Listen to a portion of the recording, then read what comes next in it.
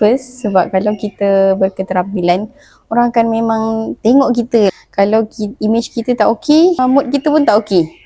So memang personality kita, keterampilan seorang budak tu, mungkin kita nampak dari situ dia orang berpakaian kemas. So mood kita daripada tak okey. Yang kedua, sebab kita tengok bila orang pakai kemas, walaupun muka dia biasa, tapi bila dia pakai kemas tu, kita memang handsome lah, cantik lah dia. Yang ketiga juga, dia mempengaruhi kita punya mood juga.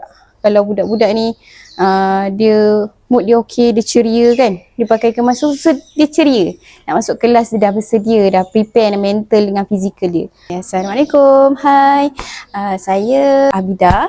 Okay, saya adalah kaunselor daripada SM Science Rembau. Keunikan dia sebab saya memang tengok daripada first dia masuk tu dah nampak wow. Saya tengok juga yang kedua, dia punya penampilan tu sangat-sangat mood daripada tak okey.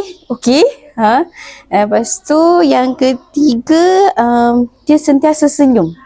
Memang tak lekang daripada bibirnya, memang sentiasa senyum. Disebabkan itu mempengaruhi juga budak-budak untuk tengok sampai habis. Membantulah budak-budak ni untuk menguruskan diri mereka daripada tak tahu nak basuh baju kan. Dah tahu basuh baju, lepas tu lagi satu tie kan.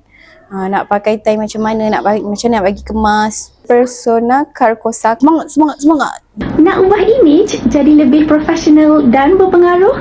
Klik link di bio untuk akses eksklusif.